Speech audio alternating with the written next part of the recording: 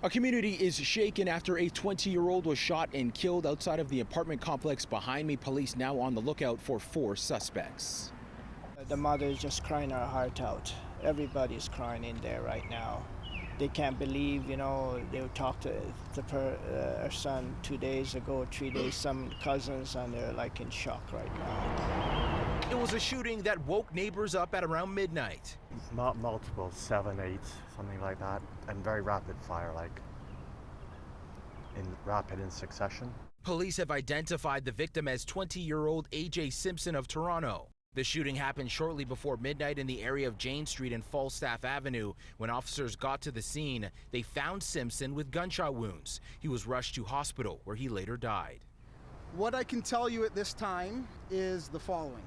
I have identified a white SUV responsible for this shooting.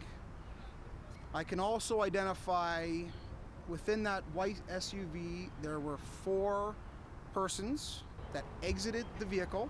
I can tell you that all 4 of the individuals were armed with handguns. I can also advise that there were several shots that were fired.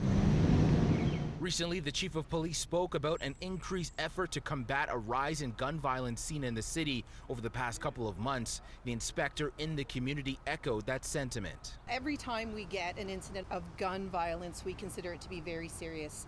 At 12 Division, we have upped our patrols of this area, other areas specifically, but Falstaff is one of our identified neighborhoods. We have directed patrols happening here all the time.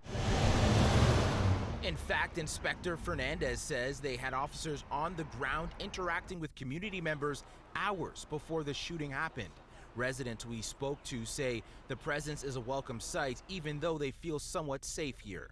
It's a shock when it happens, but it's happened in my 7 years of living here, probably 2 other times as far as I remember. And it's not nice on your front doorstep, right? Police are now appealing to the public for help. If you have any information, you're being asked to contact police or Crime Stoppers to remain anonymous. Brandon Rowe, City News.